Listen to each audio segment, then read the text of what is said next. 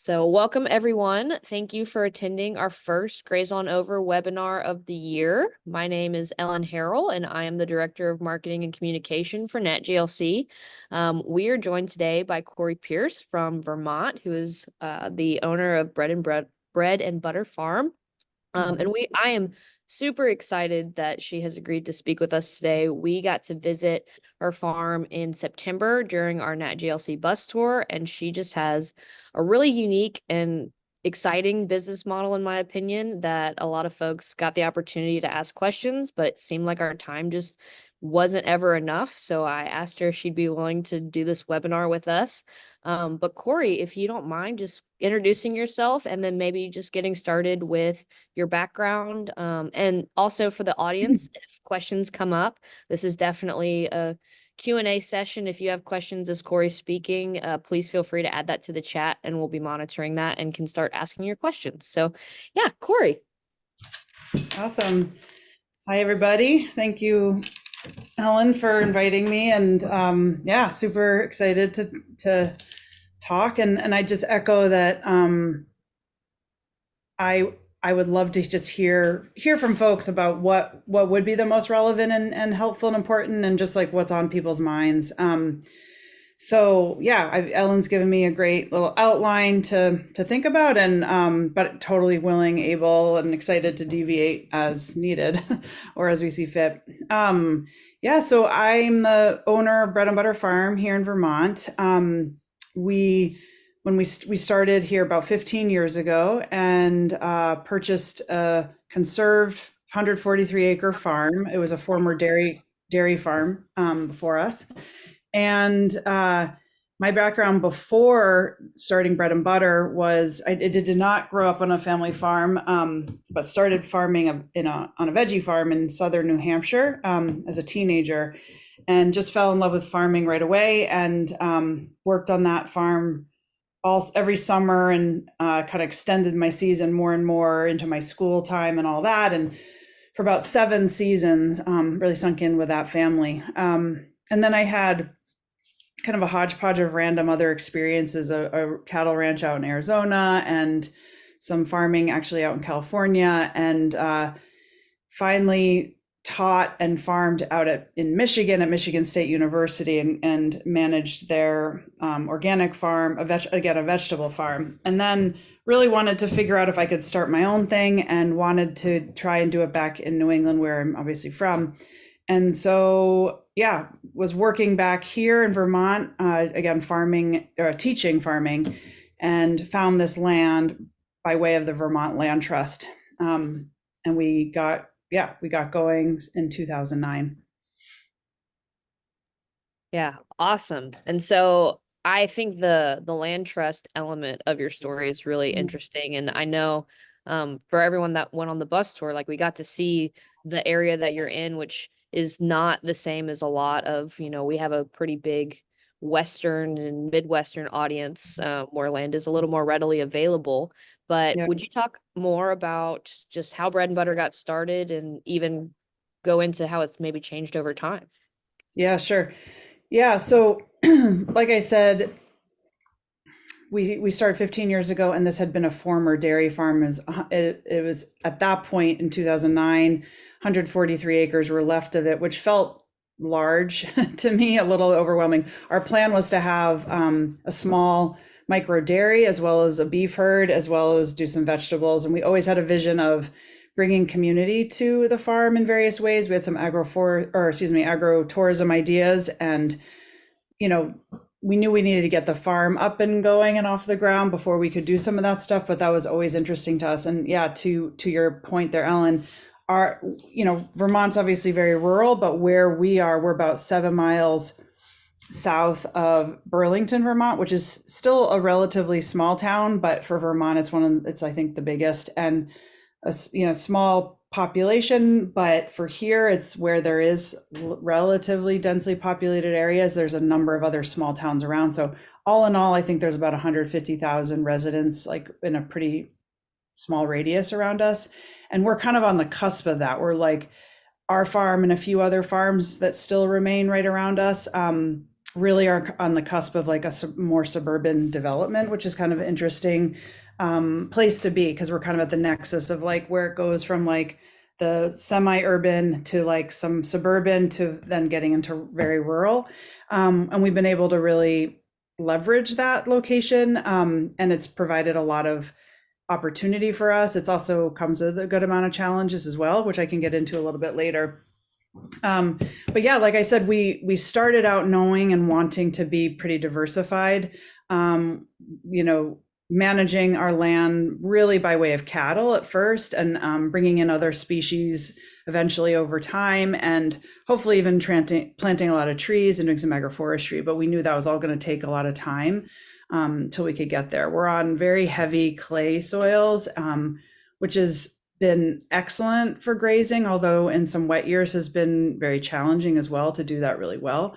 But way better and way more, you know, the context of our land and our soil base is much better suited for animals than it is, and ruminants than it is for trying to do any kind of tillage. So our vegetable production has always been very small, very intensive. We do a lot of winter growing in unheated greenhouses. So we have about 11,000 square feet of greenhouses where we do winter greens and kind of uh, high quality greens, which allows us to sell those for a good price. We do outdoor veggie farming as well in the summer, but again, all of that's pretty small and intensive, and it's built on permanent raised bed system, so a no-till system. Yeah, so again, we started the business. My husband and I came here. He's not a farmer, but he was supporting and did a lot of the background of some of the business side of things, but played a smaller role in the running of the farm. And I started with another farmer business partner. So we came into this with kind of a unique model of starting it with two households essentially. And always had the vision of it being like a multi-family model. And we're interested to see where that was going to take us. So I'd say that was in terms of some of the key shifts that we've experienced over these years. I'd say the first big shift after getting things up off the ground and establishing several enterprises here and getting ourselves known in the community and doing farmers markets, but also creating an on-farm market here. I'd say the biggest, and fairly earth-shattering type of shift came in 2015 when my original business partner decided to leave. He basically wanted to simplify, and although had loved this idea of this complex system, I think it was a little much for him ultimately, and he wanted to kind of focus down. He's also a bread baker and wanted to focus more on baking bread going forward. So that was kind of, like I said, huge shift number one of us figuring out how to basically make it through financially a shift in business partnership. So figuring out the financial side of that in terms of buying him out and making sure that, loss of an enterprise, because we were baking bread here. So we had right out of the gate, we had some auxiliary farm businesses. That's a term that Vermont uses. I'm not sure how many other states use that, but like essentially like tangential food-based businesses, but aren't explicitly agriculture. And so we had a bakery going. We still to this day have a bakery cafe that grew out of that original bakery. But we lost that bakery back then, and that was fairly devastating for us. It was about 40% of our annual income was generated by that bakery. So we had to really do a re-envisioning at that point. But the 2016 to 2018 timeframe really let us sort of sink back into this original collaborative model that we had sought out to do. And we started bringing in some other people at that point, some of whom we had worked with previously in various contexts, and started kind of building the team, most of whom are still here today. So I'd say like 2016 to 2018 was really digging into what is, now that we, 6 years in, what did we learn through that process, and how do we really want to kind of reimagine this collaborative model? We then basically from that created a model for enterprise managers and like people staying on with some longevity and some real stake in the business and businesses, and created this enterprise manager and directorship model, which allowed us to have multiple smaller enterprises run by individuals that then we collectively all work together to support each other. So kind of almost creating a bunch of micro businesses that all synergetically come together to provide to our community a pretty nice breadth of offerings and opportunities. So what that looks like today is here on the farm, Bread and Butter Farm is producing beef, producing pork, producing vegetables. And then we also have a whole wing of educational programming. So we bring kids and all the way really up through adults in various contexts, partnering with universities and other kind of apprenticeship type programs. So our education programming has really helped to bring people to the farm, teach more people, and also drive income arm for us. And then we've also developed out our markets much more in depth. So we've slowly been able to stop having to go off farm for most of our sales and like farmers markets and other events and things like that, and kind of brought all that to the farm. So we built out a pretty robust farm store and CSA and annual membership models right here on the farm. We also have another business that has come into that bakery space in our farm store and actually developed into a cafe as well. And that's called Blank Page Cafe. It's a separate whole LLC and separate whole owner. But again, it works really nicely with that enterprise manager model where we're able to work super synergetically together to tap into like a similar customer base, but then also bring our own customer base in. But then they discover, oh, look, I can get coffee and baked goods and meals to go and things here. Or, oh, look, like I'm coming for the coffee, but oh, look, I can get a CSA share, or I can shop, or I can send my kids to camp or something like that. So they've really worked hand in hand with each other. I'm kind of diving into the whole, like what some of the big shifts have been for us. I could keep going with that, or what do you think? I would love for you to, yes, to continue that. But one thing, if we could get some more details, I think your CSA is interesting and a cool model for people. We talked a lot when I was there in September about how you structure your CSA. I think it's a little less Yeah. common with how you do the meat and vegetables. So will you talk more about how that subscription works? Yeah, totally. And also just super quick context too. We around 2017, 2018, the dairy farm next door to us, which was almost 400 acres, went up for sale, and we've been in a very long-term land acquisition process for that land. So we rent it currently, and that's a whole long story that we could talk about or not, but we're currently renting it. And so that was a huge amount of new land that we started managing, which has allowed for some expansion in our cattle herd too. So we're now basically managing about 600 acres. Yeah, in terms of our CSA, we've always had some kind of CSA program here, and it's taken a few different models over the years. We always wanted to include our meat, since the meat has been, and raising our cattle has been kind of at the core of what we've done since day one. And honestly is like the bulk of the food that I mean, yeah, there's vegetables too. And, but it's like really at the core of what we're doing.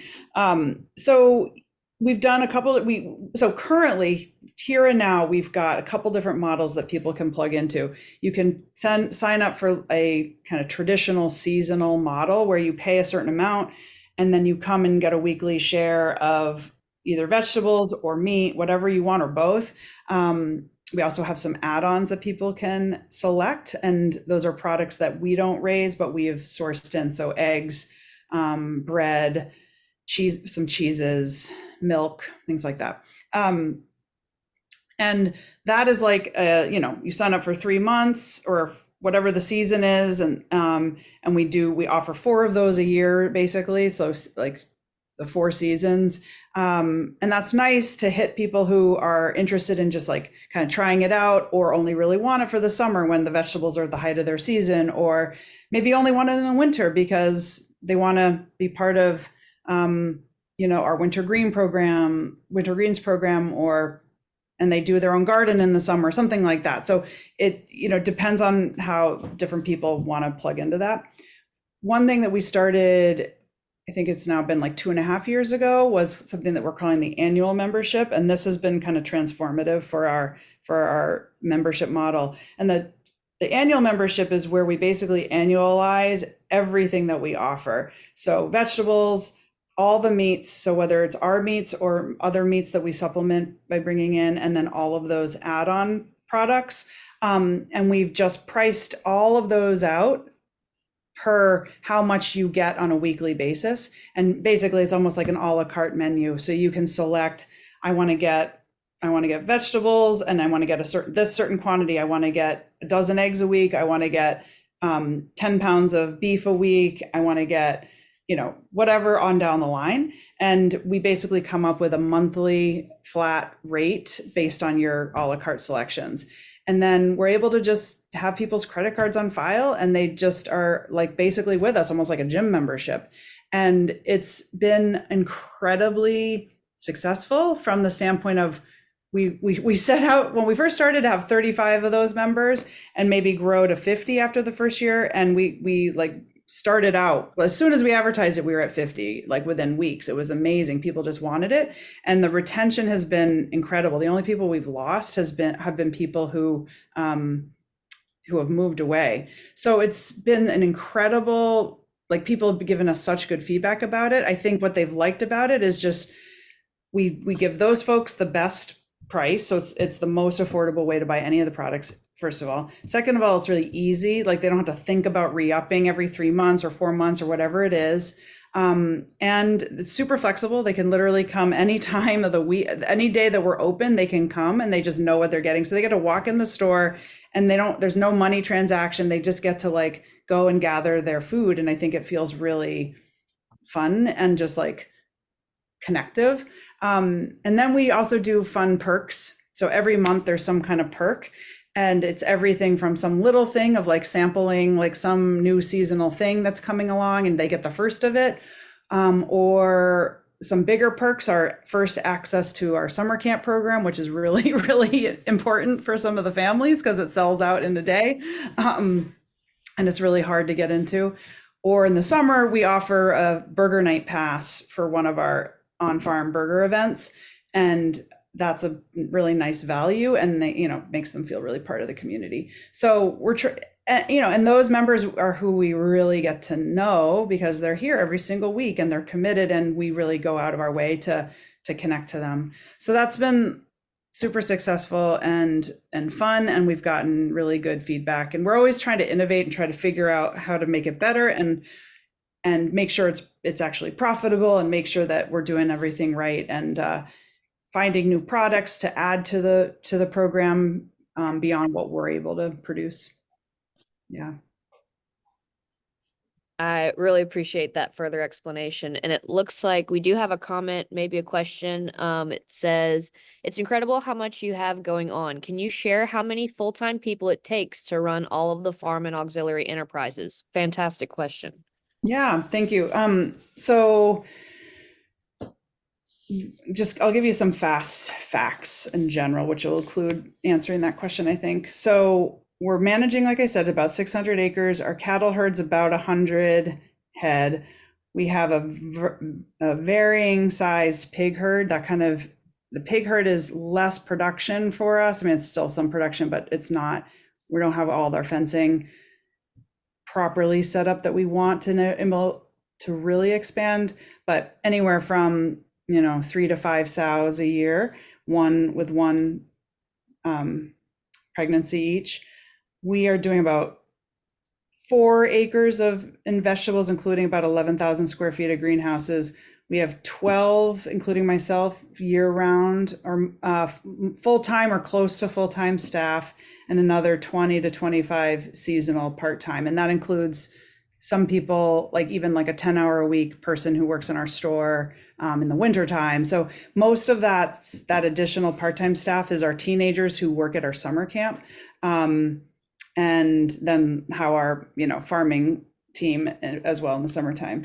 Um, yeah, that I think that's, a, oh, I will say within that, we have, again, including myself, we have 5 enterprise managers.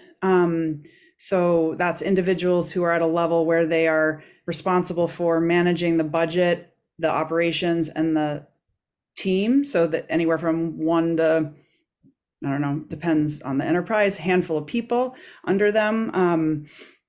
So they're getting, experience with and exposure to like literally running like a little mini business. And then they are part of a leadership team here on the farm with myself and another man, Brandon Bless, who, if any of you did come here last summer, he's our main land and cattle manager.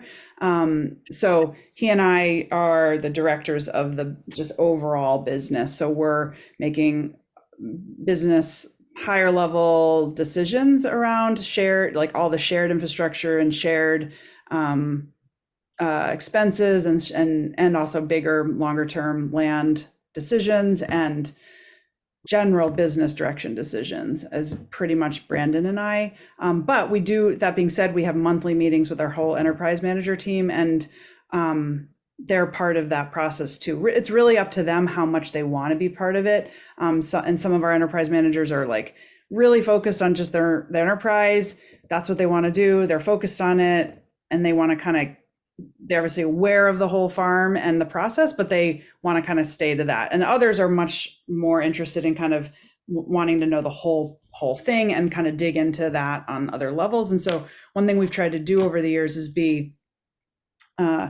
both like a professional development place. So I'd say that, backing up a quick second, like I noticed as someone who didn't have a farm to grow up learning on, there weren't very many opportunities to like have management. So I was on, lots of various crews, and sure, when you're working on a farm and you show initiative and you work your butt off and all that tends to get noticed. So you do get more responsibility, but still it's hard for farms to have a structure where you can actually really be in charge of like the business side of things. And so one thing that I felt strongly about when I started this was, is it possible to like create a business where you can also simultaneously be giving people opportunity to grow into those positions? And we're doing that. We're working on that. We're proud of that. Like for example, one of my enterprise managers has been here for, gosh, coming on like 10 years, I think, maybe more. And she's like, she was in college when she started, and now she's been with us the whole time. And she's awesome. And she's worn probably almost every hat on the farm in some way, shape, or form. And another one of my enterprise managers has been here, I think, like 8 years. And so people do have longevity here. So I think we've been working hard to try and create a place that can offer more than just, just a job in farming, which, people are looking for, but at some point they want to go and start their own thing. So we're trying to like find a way to like fulfill that here and create opportunities here. And I'd say that that's a huge, like, and when I think about down the road and like where this place is going, that's like a big part of the vision, is like figuring out how does this place like stay in existence and thrive like once I die and once like this generation of us are gone, because I don't want it to die with me or our generation. And not necessarily just going to my kids who may or may not want to be involved. We're trying to set it up so that it is a business that can succeed beyond us. So that's, I'd say, like in our mind every single day. And also like, it's like a combination of like focusing on the here and now, everything needs to get done now. And then how do we plan for that future kind of simultaneously? Yeah. Awesome. Really, really cool. And I think inspiring. We have another question in the chat from Ashley. Have you figured out what to do with the silo yet? Oh my gosh, no. We have 2 very large silos. They were born. They kind of were born. They were built separately. I think one in the 50s and one in the 60s, so they're probably about 10 years apart. Yeah, and they're sitting empty. And yeah, I've been worried about them. I know they have a lifespan, and people, they're very iconic. They're very like such a symbol of a farm here in Vermont, and I also know that they're a liability at some point. I just don't know when, and no one seems to know. So no, I have not figured it out. All kinds of fun ideas that we've had over the years of like what they could possibly be. But, I worked in a dairy barn when I was in grad school that was converted into office space. And so the silos were actually several floors mm, of offices. I don't know how much of a commitment that takes, but we liked we couldn't hang anything on the walls because it was circular, but it was a nice little space. yeah, that's cool. Our lieutenant governor, who's an organic farmer and who's about, I don't know, 5 or 6 miles down the road, he converted his silo. It's almost the exact same setup with the two silos and then the old dairy barn. And he converted it into a combination of offices on the bottom and then his house. And he has a lot of stories about how hard that is to like get the smell out and get the because they're concrete and they're porous and like they're kind of crazy. So yeah, I I know it's possible, but I've also heard some horror stories. Yeah. Oh man. Hmm. Well, I think we can kind of move on to oh, Ashley said I'm still hoping to come back and have dinner up top. I love Hmm. it. So I would love to know what some of the biggest challenges and maybe some of the biggest success stories you've had over this journey. Yeah, totally. Let's see. I think this ongoing land acquisition situation that we're in has been a very long process and one that we don't have solved yet. Our current plan is we're working on a land holding entity that is going to be formed as a nonprofit to own all of that new land. And so that we can fundraise for that, and we can help to one of the goals is to change the model around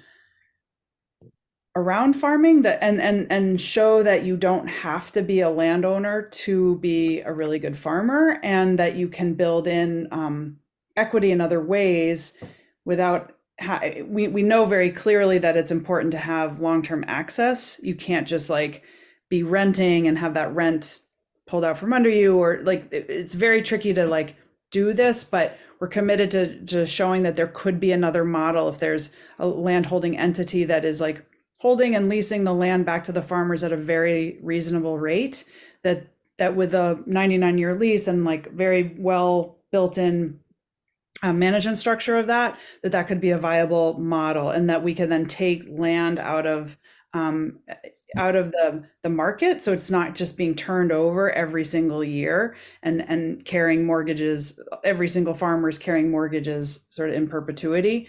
That if the nonprofit can hold it and be the owner forever, that then it's really all about very low cost land for the farmers and the future farmers. So that's what we're working on. But land acquisition and just having access to land in order to do what we're trying to do is an ongoing challenge, not only for us, but a lot of other farmers here in Vermont, and I know everywhere. I'd say going hand in hand with that is ongoing housing challenges for our work, for all of us. My family and I still rent actually a house across the street from the farm, and um, there's a long story there, but our land being conserved, it's really difficult to build on conserved land because buildings are automatically reduced in their value in order to keep it affordable. However, you can't take out a loan to build something that's not worth what you're having to cost to put into it. So unless you can self finance, it's hard to build on conserved land. So there's a bit of a conundrum there that we're working on, and not only for us. It's like getting harder and harder to hire people at the wages. Like we've worked really hard to keep increasing our wages for our workers, and we're proud of that. And also, it's so expensive to live around here, and cost of living has gone up greatly in the last since COVID, really. And so we're definitely up against that. So we've been doing a lot of work on the state level and on the community level around affordable housing, and we know that it's impacting a lot of types of workers in a lot of different sectors, not just farmers. So those two things go hand in hand. And I'd say that just all the general rising costs of really everything, all of our hay costs, our feed costs, our minerals, our literally every product we use, every consumable that we use for any of our enterprises is just all so expensive. Insurance is like a huge issue right now. There's farmers all around us getting dropped left and right from their insurance companies for like no really clear reason, and then getting new policies that are two, three, four times what they had been paying before. So there's just like that's a lot of crazy kind of stuff. And there's a lot of really great things here in Vermont in terms of laws and regulations and zoning and all these kinds of things that really protect the rural feel and like keep at heart like what Vermont is trying to be and all about. However, the regulations both on a local level and on a state level can be really challenging for farmers.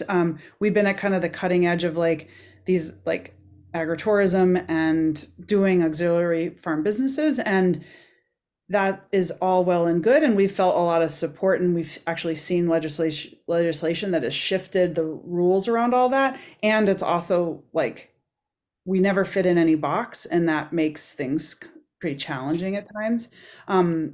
So those have been probably some of our biggest challenges over the years.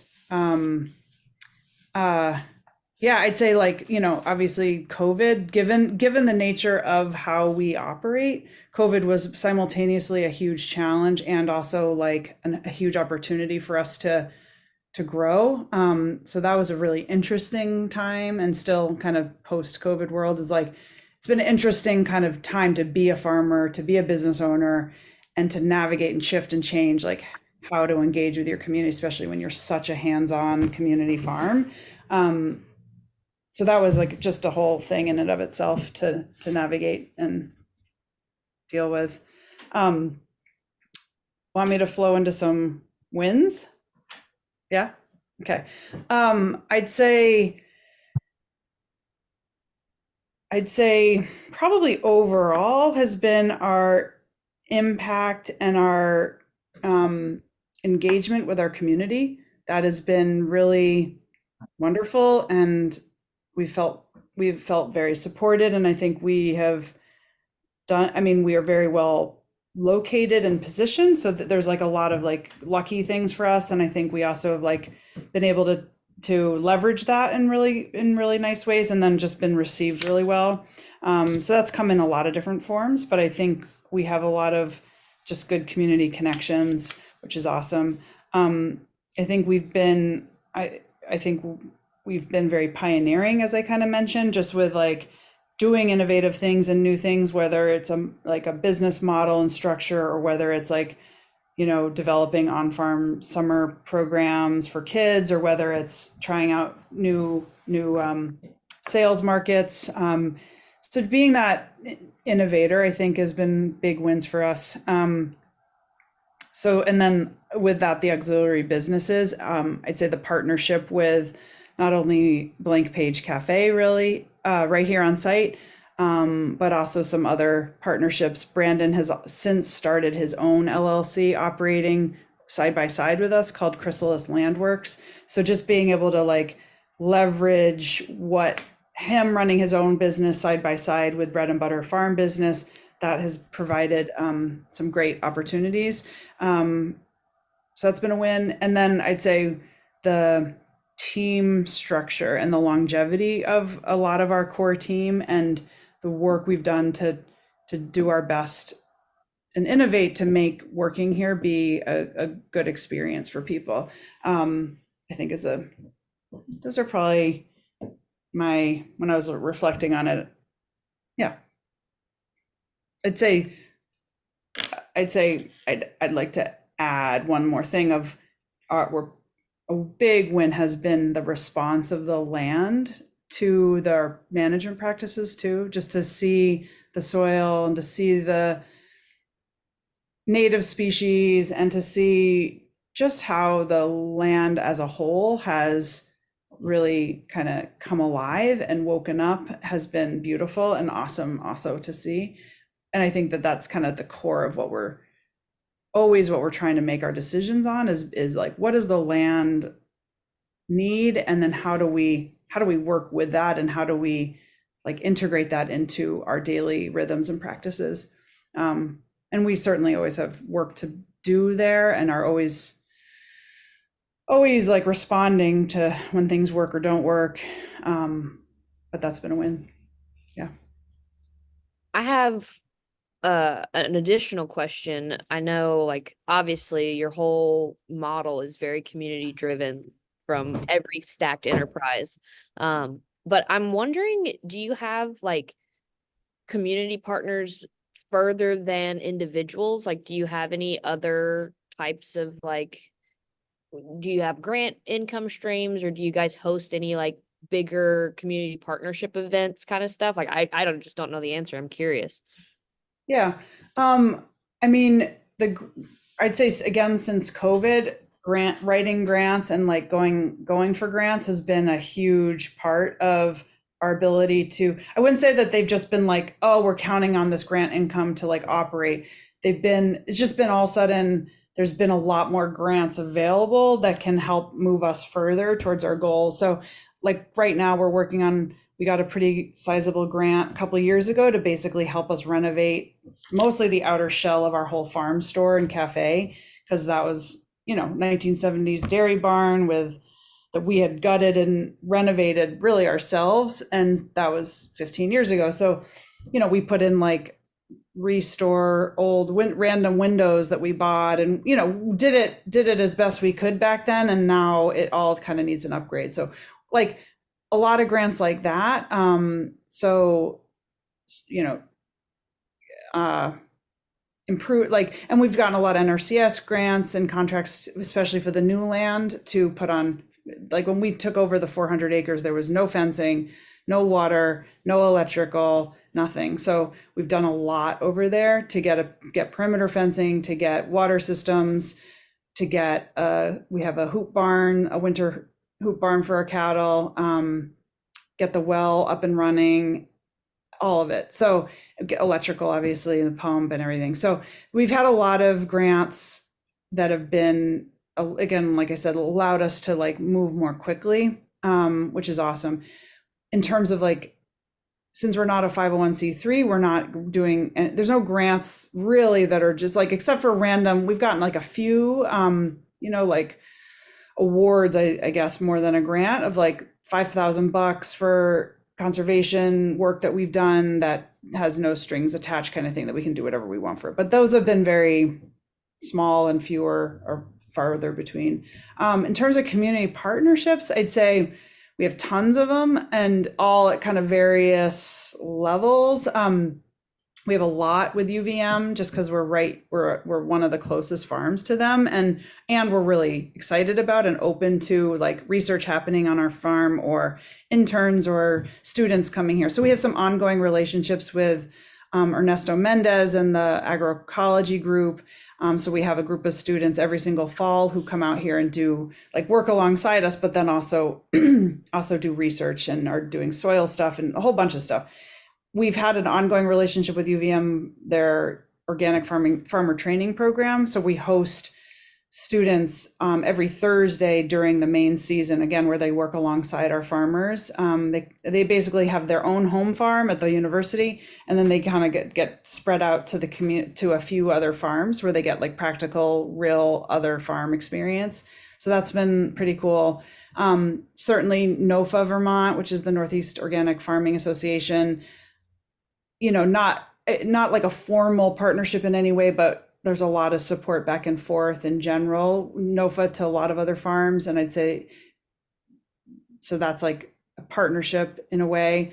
Rural Vermont is another organization in Vermont that seeks farms that are doing a lot of like intensive grazing, and also work on like helping change legislation for like, and I was on the board of that organization for a while. Like they're trying to push on things for raw milk and for on-farm slaughter and for uses of various chemicals and getting bans for that and stuff like that. So just doing work in that way, they definitely partner with farms like ours to try to get their work move forward. Certainly some schools in the area where we have partnerships where kids come for field trips and more in-depth programming and things like that.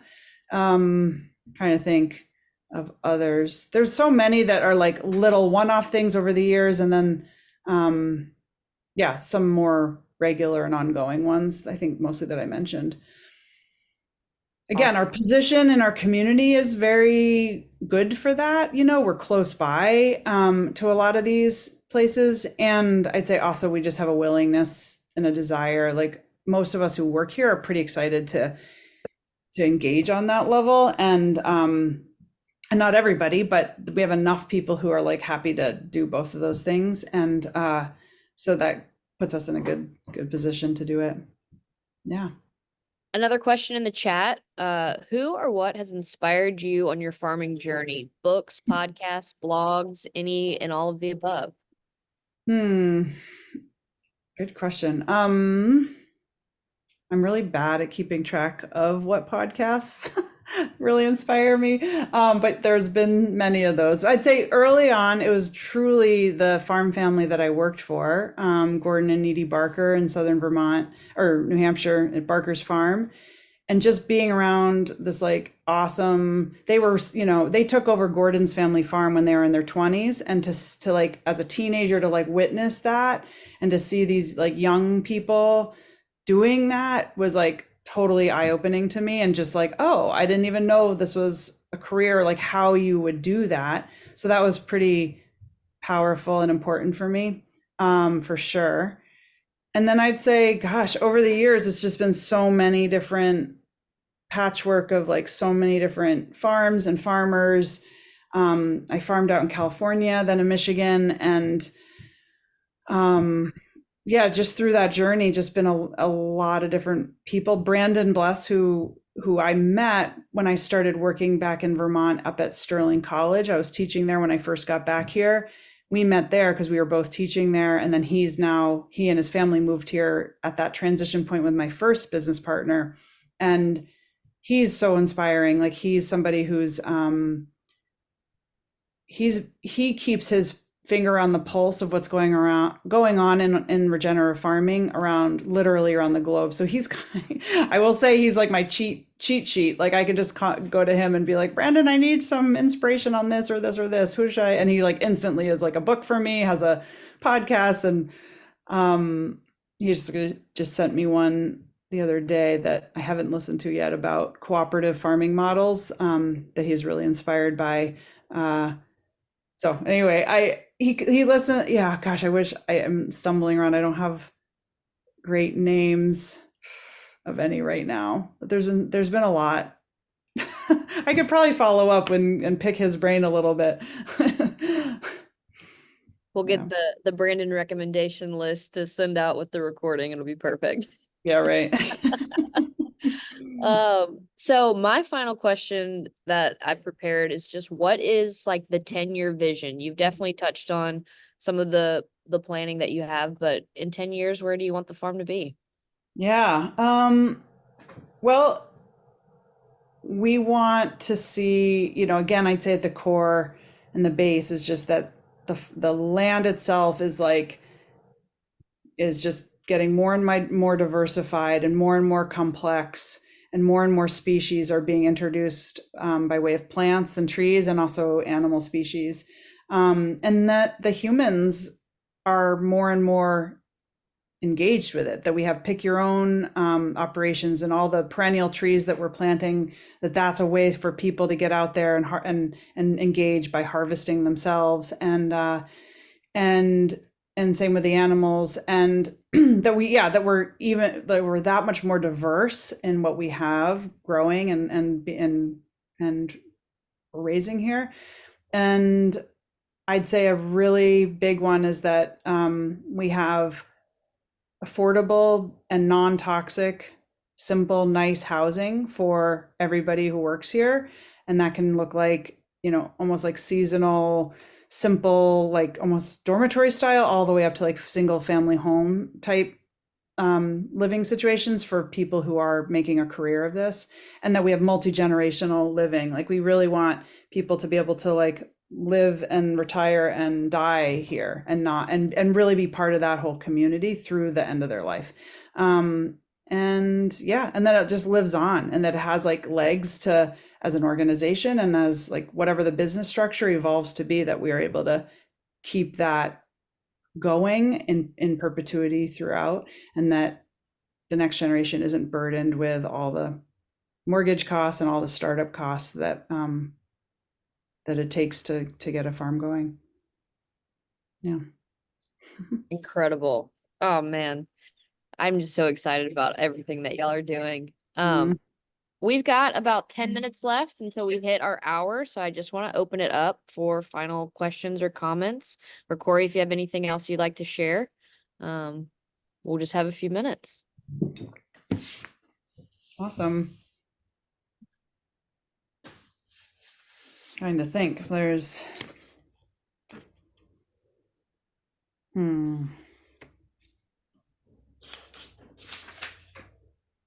yeah, I think I touched on all of what I was planning, and I would just say that if anybody ever finds themselves in Vermont and you want to come visit, you're always welcome. We have the summer, especially, a lot of action and a lot going on between our breakfast taco Fridays and our burger nights and music events and gosh, what else? Just all the random things that seem to happen on our farm. Nat GL will bring their all the farmers for burgers and tours and other things. We're open to it. Norma, do you have a question? Wait a minute, let me get from being unmuted. You got it. Just a minute.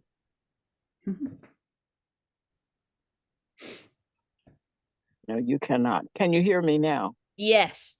Okay. My question is about your summer camp. Do you keep the children for an allotted period of time? Do they stay overnight, or what is summer camp? Yeah, so currently it's all day camp. So no night camps, although we'd love to figure that out. So they're here from 9 to 3. We do offer early and after care for folks who that 9 to 3 slot doesn't work for. And we have about 50 kids a week, and we do 9 weeks of camp. And we do have we have a whole job training too. So we get kids who kind of graduate out of camp, become leaders in training, and then they can get hired for their first job. So almost our whole camp staff, besides the upper leadership, is all teenagers who have been going to our camp, which is really special. Another question in the chat. How many attendees are typically at your burger events and breakfast events? And can you speak a little bit more about what those events look like? Yeah, so Burger Night was kind of our accidental bread and butter, if you will. We started them 2011 when we had our first grass-fed beef ready in enough quantity to promote it. And we just very casually were like at our farmers market, we're like, oh, we're gonna have grill some burgers on Friday night. We might have some live music. My husband's a musician too, so he could like do that easily. And the very first one we ever did, we had like 120 people show up for. And we were shocked. And so anyway, kind of kicked our butt to just figure out how to run events like that.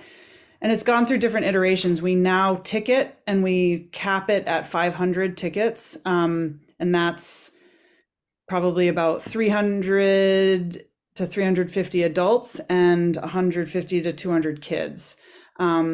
And so they're big, and it's all you buy a ticket ahead of time, and then it's all you can eat. So we basically have like a couple of really big tents, a gigantic grill, and starting at 4 o'clock, we just have burgers and hot dogs coming off the grill, and we've got 2 side salads based on whatever we've got coming out of the garden. So like a green salad, and then something a little more hearty, seasonal, and cookies and iced tea, and people BYOB, and we have a band, and it's just like a 3 hour kind of hangout on the farm, and it's super popular. It's been super, like I said, kind of like the bread and butter of what we've done and how so many people have got to know us.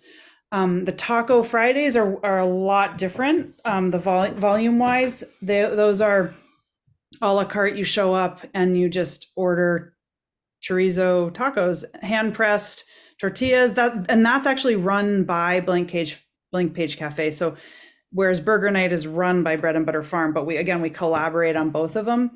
So that was an innovation that Mike did, and they're mellower, but he literally runs them all year round. So it's pretty crazy. Like people are coming out even in the middle of winter to get their tacos, and he cooks them inside, and then in the summer he's got a nice outdoor setup. So it really makes for kind of a pleasant experience. But it's a mellower whole scene than the Burger Nights for sure.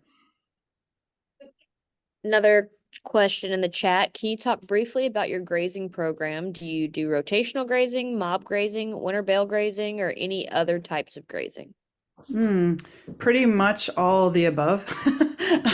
So depending on the state of whatever the pasture is, and we have especially with the acquisition of this new land over the last 4 or 5 years, we have a wild range of pasture quality and type of terrain and type of species that are growing in various places. So we're using winter bale grazing, and seeing incredible results in some of the most like really hard, like challenging areas.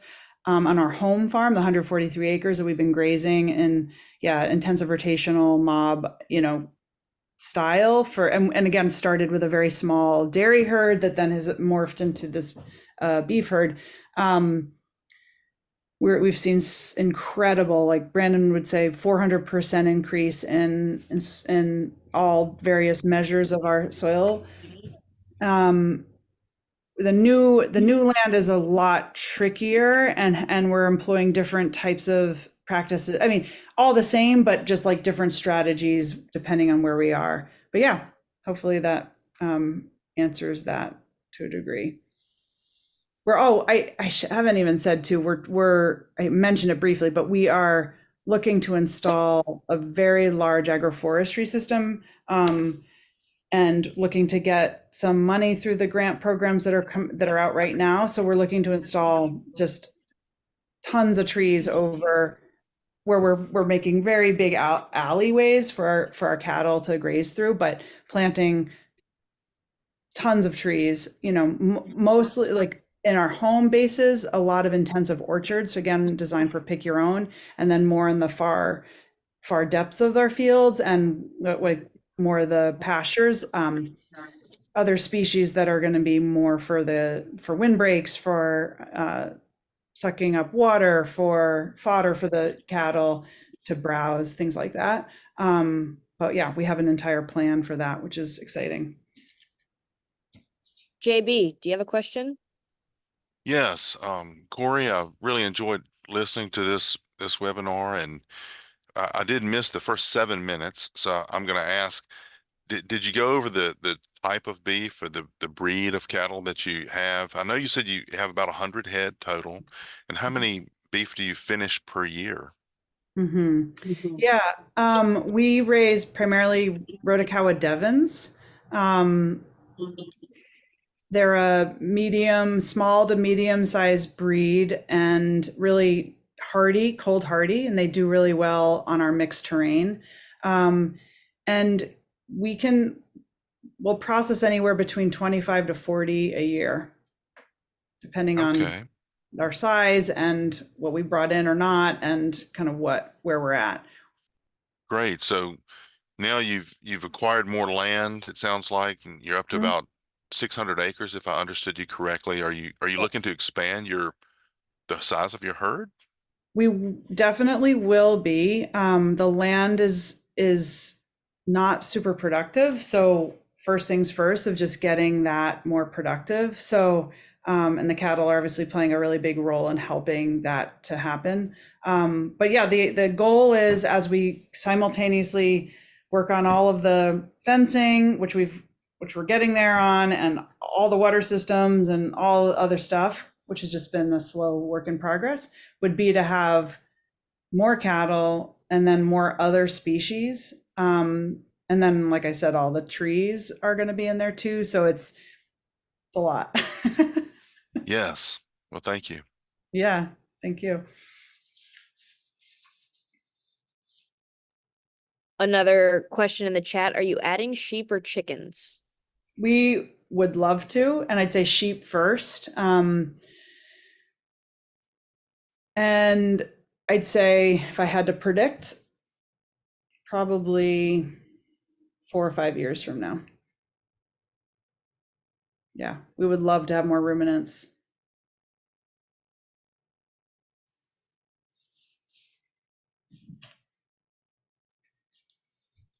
Well, we are just at the hour almost. So I will just give kind of final announcements, and if we have one more question, we can maybe squeeze it in. But first and foremost, thank you all for your time today, for listening to our webinar, as well as the really great questions at the end. One thing that we really want to prioritize at NatGLC is to be able to share these kinds of stories, to have producer experts just tell their own experiences and hopefully disseminate that information to all of you guys. And so I will plug our conference that we're having this December. Will be in Tucson, Arizona. Many of you on the call I've met in person at these conferences, so you know this only happens every 3 years, but we're really excited. Registration is open, as well as we have an opening for anyone who would like to submit to lead a 30-minute or up to 1 hour breakout session through the event to just tell your story. Those are open, and you can get to that through grazinglands.org under our events. There's a big old banner that says 9NGLC. Come join us in Tucson. We hope the weather is going to be fantastic in December. As well as we are starting to kick off, we have a program happening out west called the Western Grazing Network, where we are going to have opportunities for producers to sign up for that program, which if you go to our website under the programs tab, you can read more as to what all of that entails. But any other questions, comments? And if not, we will adjourn.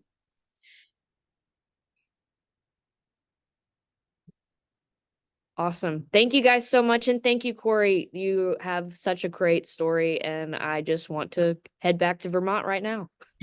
Thank you so much. It was fun.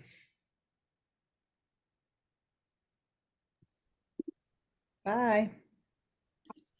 Thank you, Corie.